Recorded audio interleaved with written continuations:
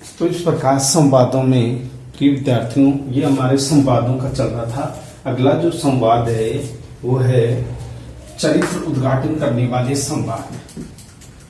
चरित्र को उद्घाटित करने वाले संवाद,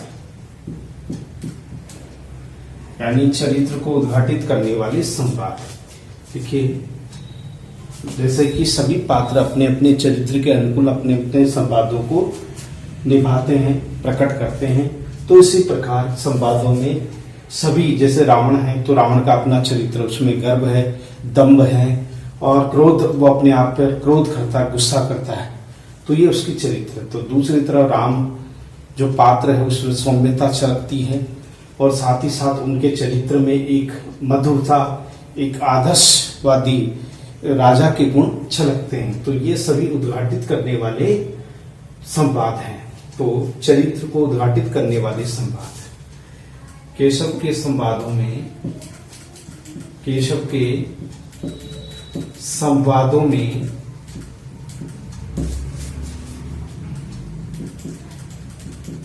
चरित्र को उद्घाटित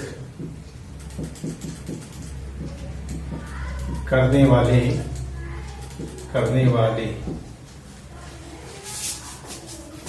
चरित्र को उद्घाटित, केशव के संवादों में चरित्र को उद्घाटित करने वाले ऐसे पात्र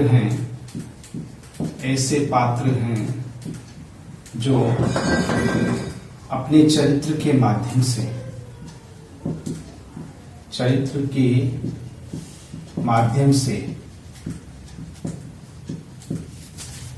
से संवादों को प्रकट करते हैं। जैसे रावण के चरित्र में, जैसे रावण के चरित्र में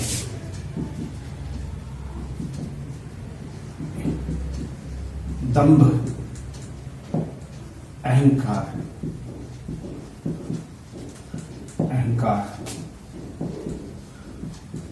शक्ति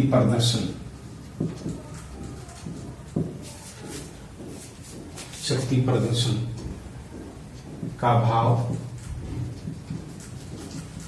देखने को मिलता है। यानी कि रावण अहंकारी है, दंभ है, उसमें घमंड है, झूठा, वो शक्ति का झूठा प्रदर्शन करता है, देखने को मिलता है। वहीं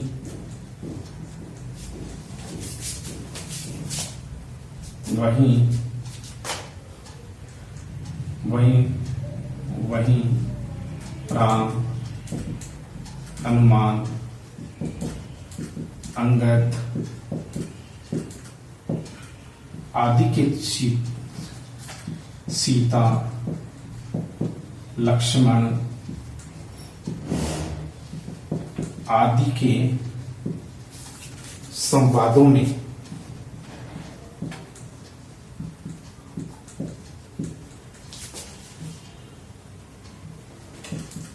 चरित्र को सुंदर रूप से प्रस्तुत किया गया है।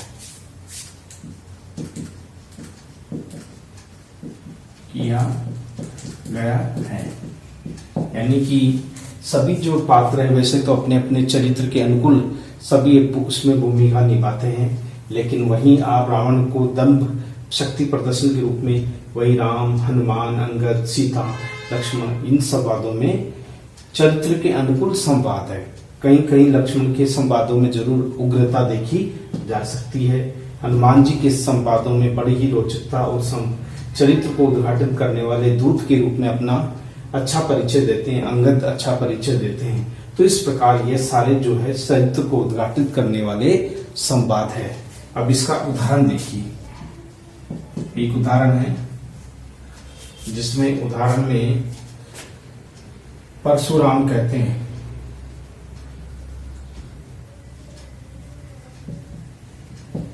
परशुराम कहते हैं ये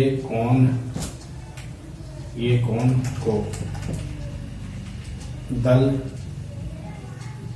देखिए। परशुराम ने कहा कि ये जो दल जा रहा है राम लक्ष्मण और सीता का, ये कौन है?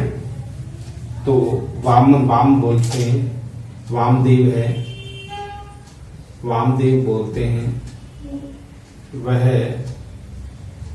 राम को प्रभु लखिए। लखिए का मतलब होता देखिए, वह राम है, प्रभु राम है, उसे देखिए, वामदेव कहते हैं। तो परशुराम कहते हैं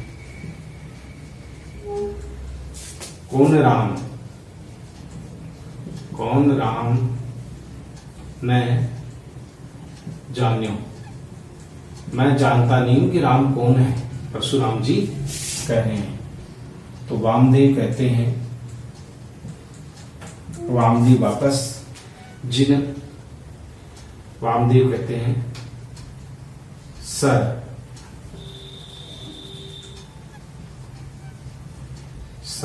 ताड़का जिन मारियो।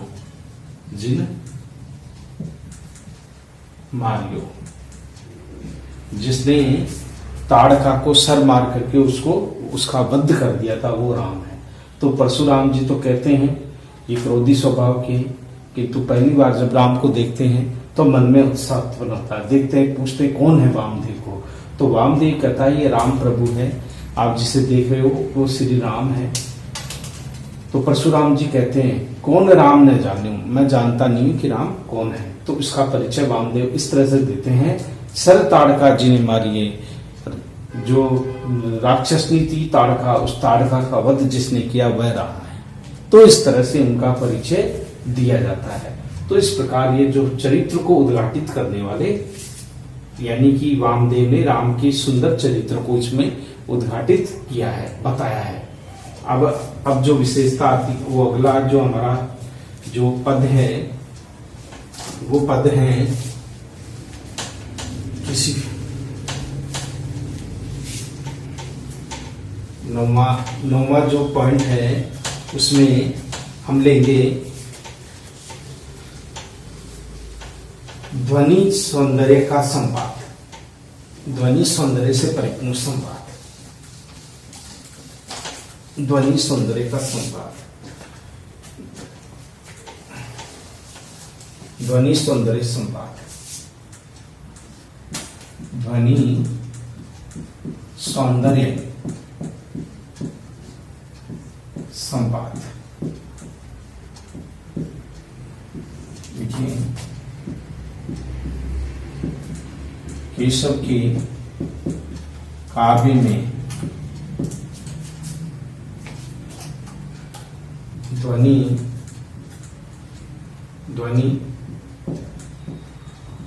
सौंदर्य का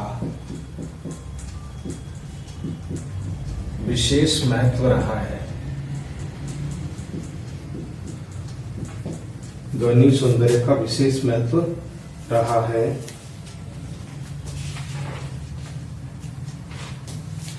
तो किस तरह से वो ध्वनि सौंदर्य का महत्व रहा है?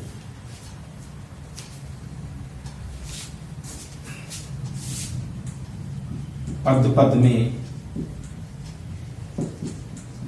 ध्वनि सौंदर्य का प्रभाव स्पष्ट रूप में देखा जा सकता है, यानी कि ध्वनि सौंदर्य का जो प्रभाव है वो फिर एक जगह नहीं है, सभी जगह ध्वनि,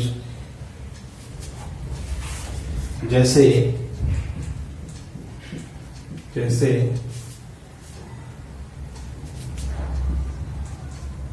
हनुमान रावण संवाद में, रावण संवाद में जब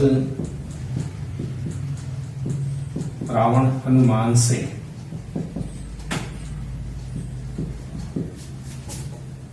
बंधन में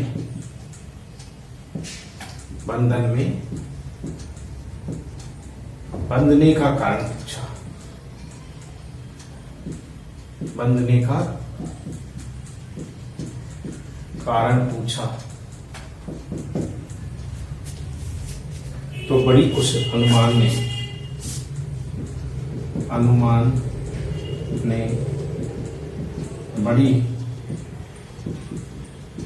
कुशलता के साथ यानी बंधन का कारण पूछा हनुमान जी ने कि हनुमान जी को रावण ने कि तुम कैसे पकड़े गए, तुम कैसे बंधन में आए। तो कारण पूछा बड़ी कुशलता के साथ में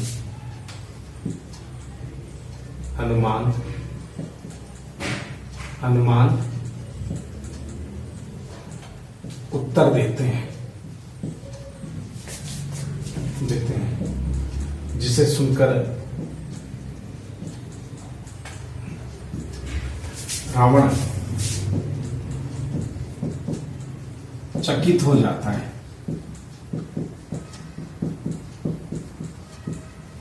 यानी कि हनुमान जी का उत्तर ऐसा देते हैं हनुमान जी जिसे सुनकर के रावण भी चकित हो जाता है। तो वो उदाहरण है। तो रावण पूछता है, रावण का है कथन है, कैसे बंधे हो, कैसे बंधे हो,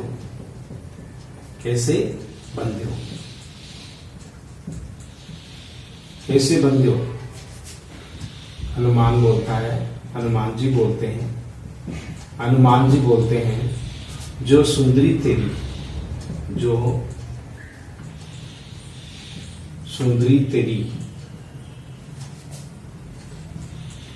तेरी छुअन छुई द्रक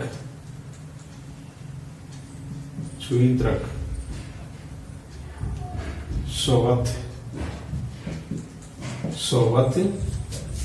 पातक लख्यो। यानी तेरी पत्नी को, उस सुंदरी को सोते हुए मैंने अपनी आंखों से देख लिया था।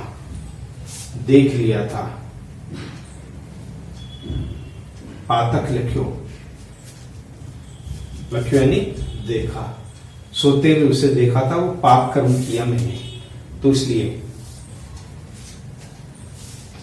तो रावण पूछता कैसे बंधे हो, कैसे बंधे गए तुम, कैसे पकड़े गए।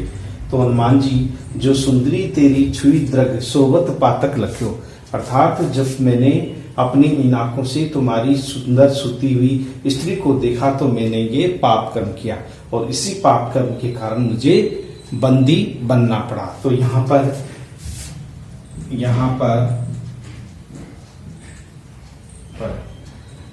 पर ध्वनि सौंदर्य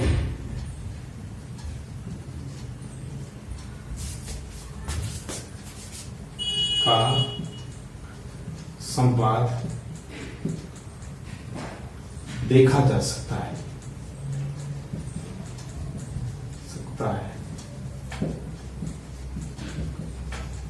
तो इस प्रकार ये ध्वनि सौंदर्य को अभिव्यक्त करने वाले संवाद है।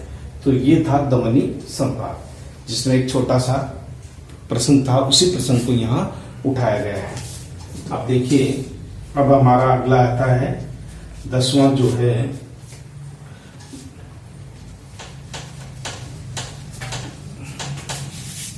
ध्वनि सौंदर्य के बारे में नाटकीय संवाद, नाटक को प्रकट करने वाले संवाद। वे तो जो सारे नाटकीय संवाद है, किंतु नाटकीय तरीके से किसी को ललचाना वो नाटकीय संवाद कहलाता है। नाटकीय संवाद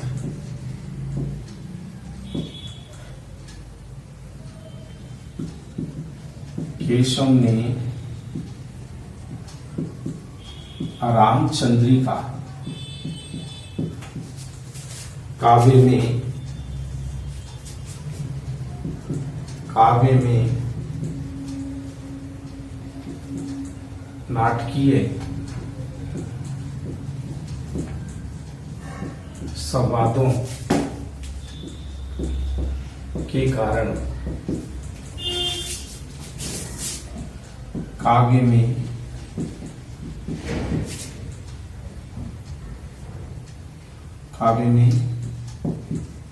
रोचकता आ गई है, यानी रोचकता आ गई है। स्थान स्थान पर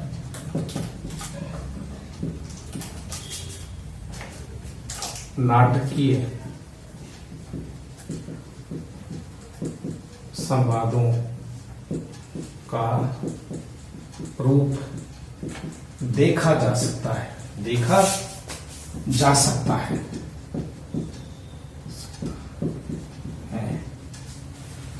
जैसे अंगद रावण संवाद में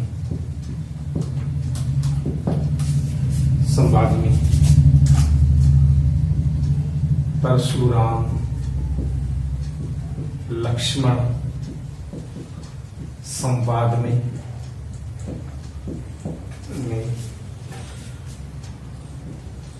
हनुमान रावण संवाद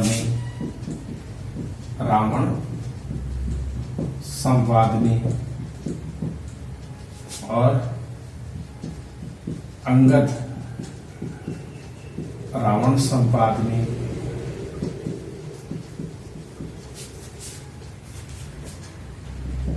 नाटकीय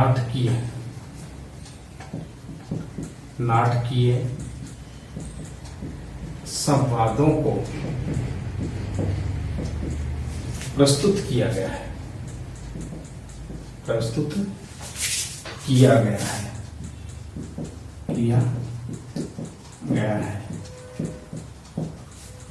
तो इस प्रकार नाटकीय संवादों को भी यहाँ प्रस्तुत किया गया है।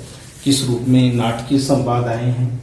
वो है अंगद रावण संवाद, परशुराम लक्ष्मण संवाद, हनुमान रावण संवाद और अंगद रावण संवाद। नाटकीय संवादों को प्रस्तुत किया गया। इसका एक उदाहरण देखिए किस तरह से। तो ये उद्घाटन यानी कि ये जो है जो नाटकीय संवाद है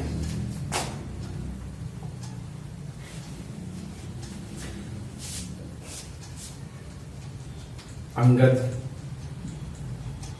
रावण को मुकुट ले करी पुड़ियों सुजान मानो चाल्यो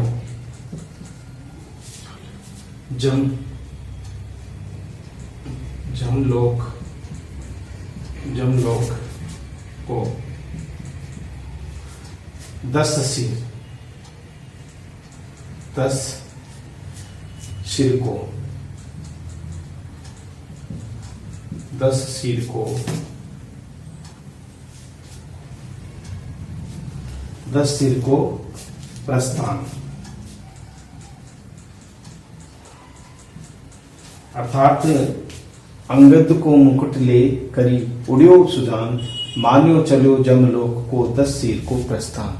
यानी रावण यमलोक की ओर जा रहा है, ऐसा जो नाटकीय दृश्य वो सामने उपस्थित हो रहा है। अंगद जानबूझ करके नाटक करके जैसे ही रावण झुकने के लिए उसके पैरों को पकड़ने के लिए झुकता है तो उसका सिर का मुकुट गिर जाता है और तुरंत मुकुट को उठा लेता है कौन? अंगद उठा करके रावण को ललचाता है। और फिर उसको मुकुट को लेकर के उड़ जाता है, चला जाता है। मानो ऐसा लग रहा था कि मानो स्वयं 10 शीश यानी स्वयं रावण ही यमलोक की शेर कर रहा हो, यमलोक की ओर जा रहा हो। इसका उद्घाटन इस पद्यांश में किया गया है। अब देखिए, तो इस प्रकार इस नाटकीय घटना क्रम में रावण आश्चर्य चकित हो जाता है कि क्या हो गया, कि इस घटना में, नाटकीय घटना में रावण आश्चर्यचकित हो जाता है, आश्चर्यचकित हो जाता है। उसे अचंभा होता है कि ये क्या हो गया। अचानक उसका सिर गिर जाने से, उसका सिर जब निकट गिर जाता है उसका मुकुट, तो उस मुकुट को उठा करके भाग जाता है। तो ये था नाटकीय दृश्य का। अब आता है हमारी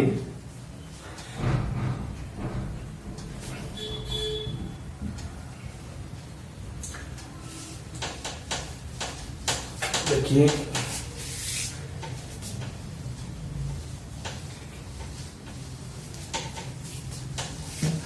ये सभी जो है वे सभी उद्घाटित करने वाले हैं चरित्र को।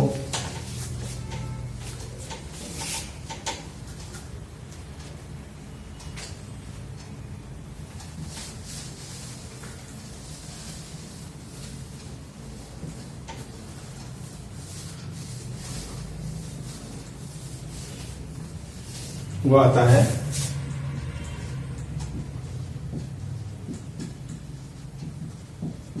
पूर्व घटना सूचक संवाद। पूर्व घटना सूचक संवाद यानी केशव ने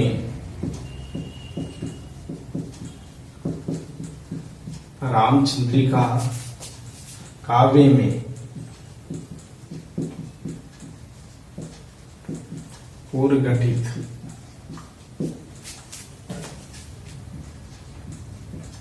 घटना का अवलोकन किया है, अवलोकन किया है, उसे देखा है उस घटना को, जब राम वन में आ जाते हैं तो राम को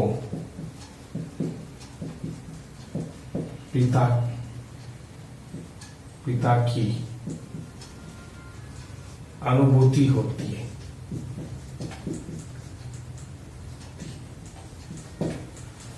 और पिता की अनुभूति होती है, वे विचार करने लगते हैं कि अवश्य ही राजा दशरथ के प्राण संकट में है, राजा दशरथ के प्राण संकट में है। वे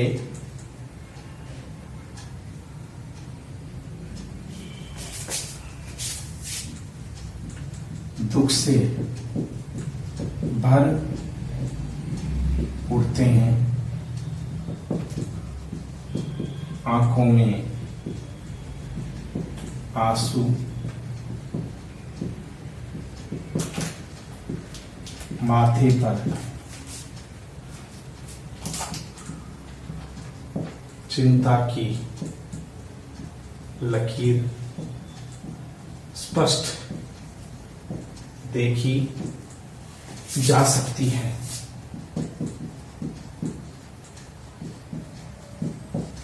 तो इस प्रकार से अनुभूति होती है, ये उस घटना के बारे में है जब राम वन में आ जाते हैं तो पिता वो ध्यान में रहते हैं तो अचानक उन्हें पिता की अनुभूति होती है, तो उन्हें लगता है कि निश्चित रूप में दशरथ के प्राण संकट में है, कुछ अनहोनी हुई है, इसका वो अनुमान लगा लेते हैं। तो प्राण संकट में वे दुख से भर उठते हैं, आंखों में आंसू, माथे पे चिंता की लकीर स्पष्ट रूप से देखी जा सकती है। ये पूर्व घटना, ये है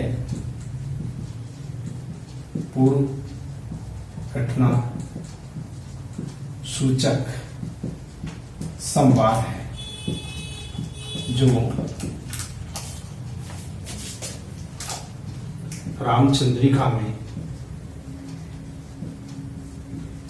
में भी उद्घाटित हुआ है,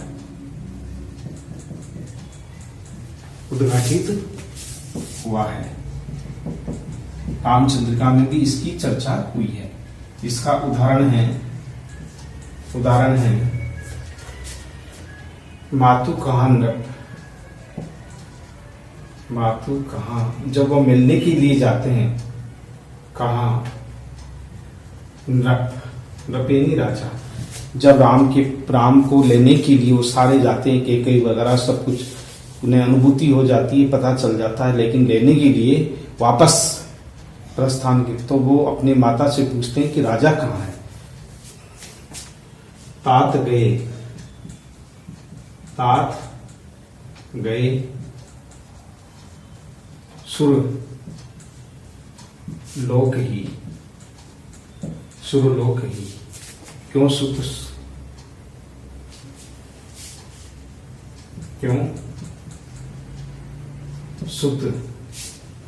शोक लाए सुत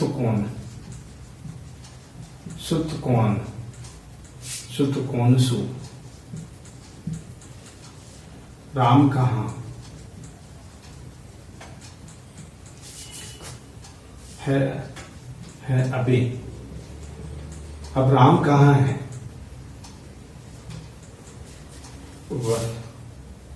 वन लक्ष्मण सीए समेत गए।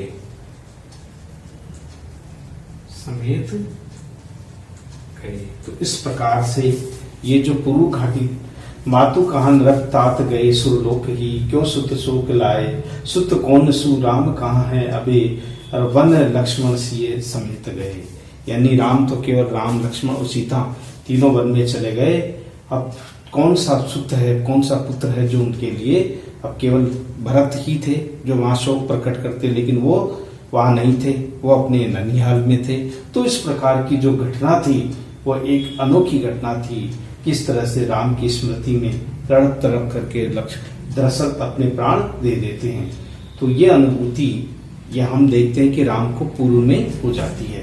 तो इसी का ही उद्घाटित इन श्लोक में किया, इन पद्यांशों में किया है।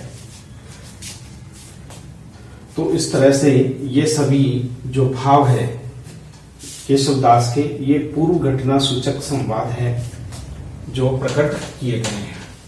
अब हम देखेंगे अगला जो हमारा संवाद है वह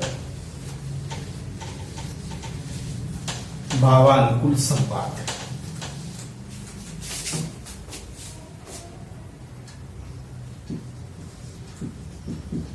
भावानुकूल संवाद यानी भावों के अनुरूप संवाद। कौन से ऐसे संवाद हैं जो भावों को प्रकट करने वाले संवाद हैं। तो इसका उल्लेख भी इन्होंने कवि केशवदास ने किया है। अब अगला हमारा जो संवाद है वो है भावानुकूल संवाद। संवाद योजना की अगली विशेषता है भावों के अनुकूल संवाद। तो अब ये देखिए रामचंद्रिका में जो उद्घाटित हुआ है वो हम ये देखते हैं कि किस तरह से वो भावानुकूल संवाद के प्रति कवि ने अपने विचारों को प्रकट किया है। यह हमारा एक क्वेश्चन चल रहा है जिसका नाम है कि केशवदास को सबसे अधिक सफलता रामचंद्रिका में संवाद योजना में मिलती है। तो उनकी संवाद योजना की जो विशेषता है, उन विशेषताओं के बारे में हम पढ़ रहे हैं। तो हमारी जो अंतिम या आखिरी जो विशेषता है काव्य के रूप में, वो हम देख लेते हैं कि ये कौन सी विशेषता है। अभावानुकूल विशेषता, यानी रामचंद्रिका काव्य में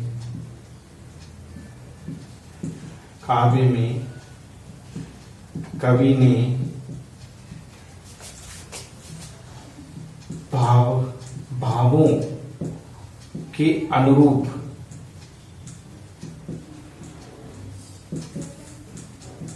चरित्र को उद्घाटित किया है।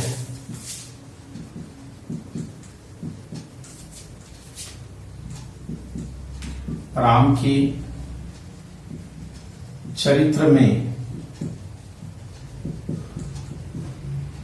शालीनता, मर्यादा,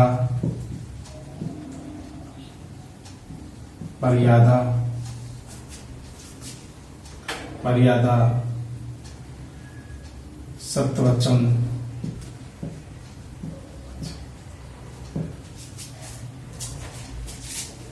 वहीं परशुराम के भावों में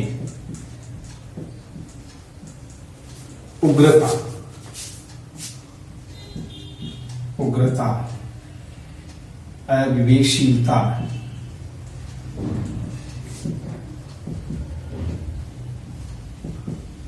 के भाव देखे जा सकते हैं। यानी परशुराम के भाव में राम का स्वभाव जहाँ मर्यादावादी है, शालीन है, सत्य वचन बोलने वाले, वही परशुराम के भावों में उग्रता, अविवेकशीलता के भाव देखे जा सकते हैं। शिव का धनुष तोड़े जाने पर परशुराम का क्रोध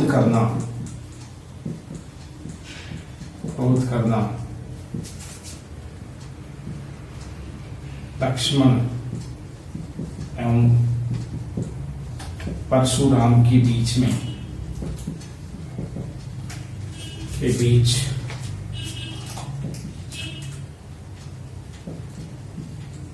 तीखे व्यंग्य बाण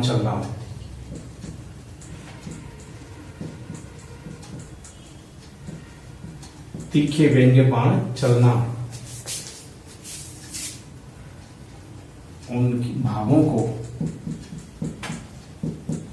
प्रकट करता है।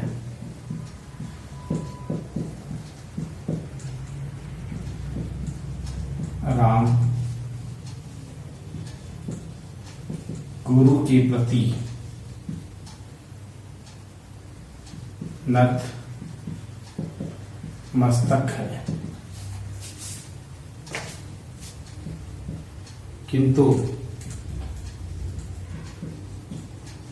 गुरु पर आक्षेप लगाना ठीक नहीं।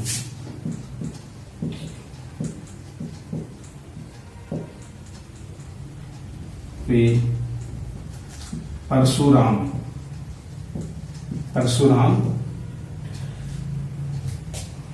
विश्वामित्र को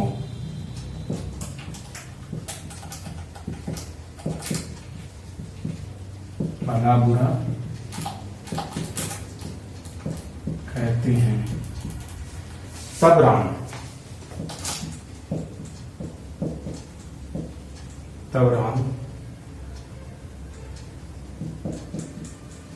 क्रोध में भरकर ये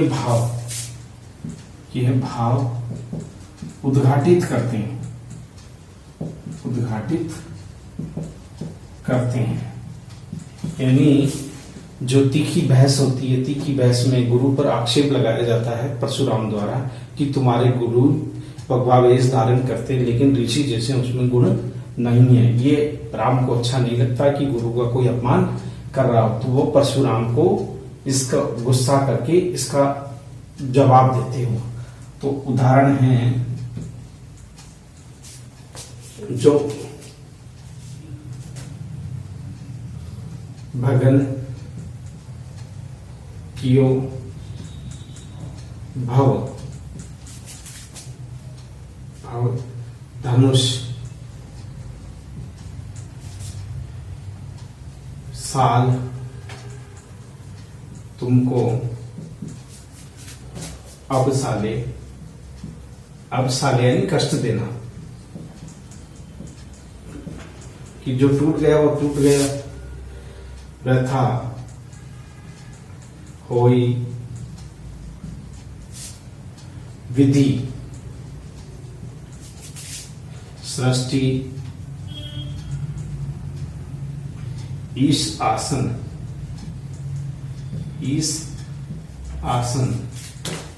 ते चाले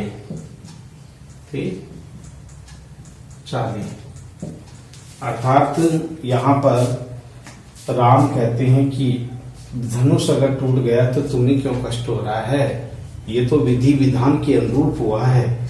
विधि की सृष्टि ये चाहती थी कि भाई ऐसा हो, ये सृष्टि की अपनी चाल है, सृष्टि की अपनी एक है, जो विधि को होना है, जो होना है वो होगा, इसलिए इसमें भयभीत होने की आवश्यकता नहीं है। तुम झूठा क्यों क्रोध कर रहे हो, वो पुराना था धनुष और जिसे छूते ही टूट गया, अब तुम अपने सम्मान के साथ में जोड़ रहे हो, ये ठीक नहीं है। जो होना है वो हो गया, भग्न यानी टूट गया। अगर ये संसार में तुम्हारा एक ही धनुष नहीं था जिसको तोड़ करके हमने बहुत बड़ा अपराध कर दिया, बहुत सारे, तो तुम्हें इतना कष्ट क्यों हो रहा है। परशुराम को कह रहे हैं, समझा रहे हैं कि जो कुछ भी होता है वो सृष्टि के अनुरूप और विधि के अनुरूप होता है, तो वो सब चाल है उनकी, उनको करवाना था ये काम, मेरे हाथों मैंने कर दिया। तो इस प्रकार से ये भाव अनुकूल संवाद को प्रकट करने वाले संवाद हैं। अब हम इसका निष्कर्ष लिखते हैं कि किस तरह से कवि केशवदास ने इन पदों के माध्यम से या इन संवादों के माध्यम से अपने इस आशय को स्पष्ट किया है, बताया है, यह हम इस पद्यांश में देखेंगे। देखिए,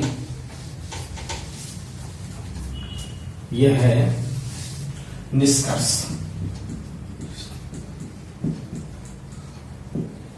निष्कर्ष में हम लिख सकते हैं केशव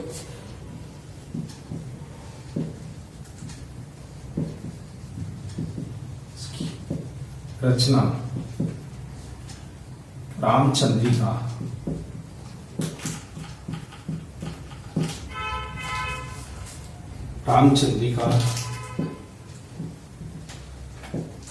संवाद योजना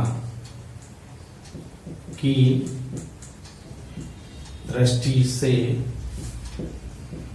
एक सफल काव्य कहा जा सकता है,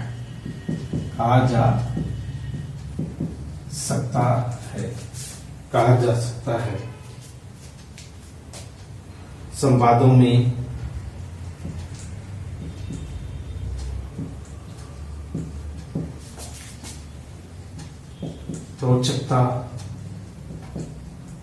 रोचकता लाने के लिए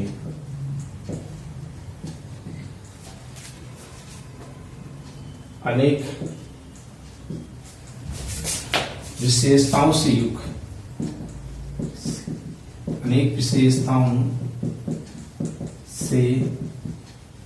युक्त संवादों को सामने रखा है। जैसे पात्रानुकूल संवाद,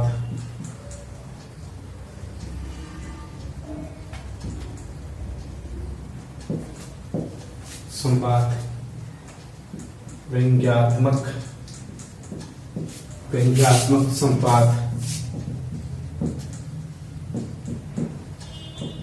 कूटनीतिपूर्ण संवाद,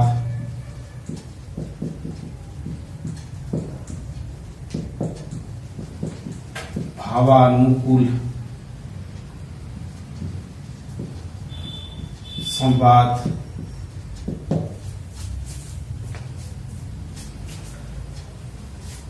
भावानुकूल संवाद,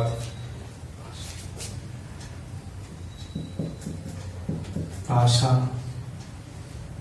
बोलचाल के रूप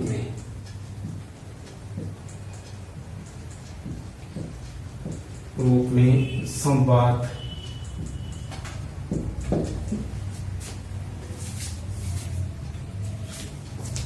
इस प्रकार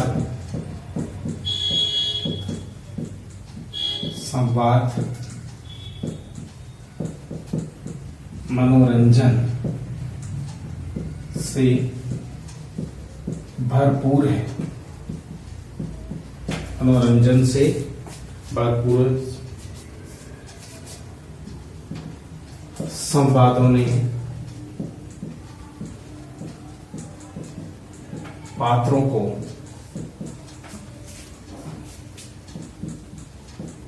विशेष पहचान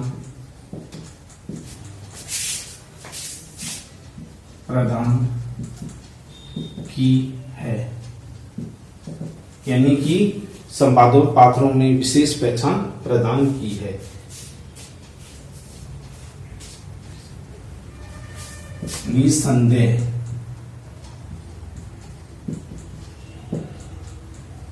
निसंदेह कहा जा सकता है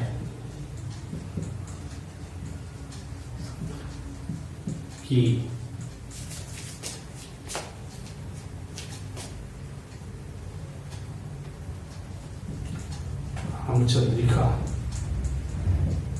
रामचंद्रिका में प्रस्तुत संवाद काव्य को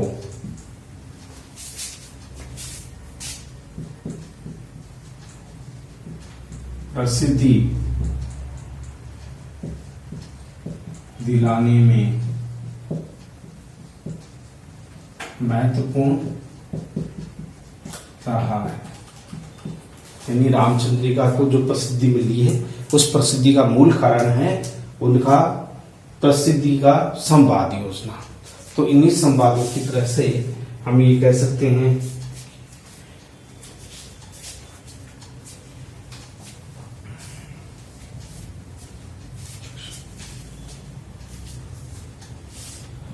संवाद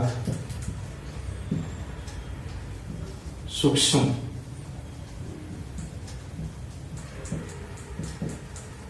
मनोविज्ञान के परिचायक है।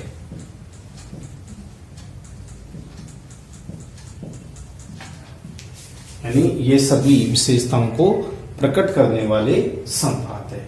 तो इस तरह से हमारा ये जो संवादों का केशव दास के लेकर के संवादों की जो बात हो रही थी कि प्रसिद्धि मिली है, तो 10-11 हमने 12 लगभग संवाद की विशेषताओं के बारे में पढ़ा। तो ये सभी संवाद परीक्षाओं में अक्सर इस तरह के क्वेश्चन पूछ लिए जाते हैं। तो आगामी जो हमारे केशव दास की जो भी क्वेश्चंस होंगे वो आगामी कालांश में हम फिर पढ़ेंगे। तब तक के लिए थैंक यू वेरी मच।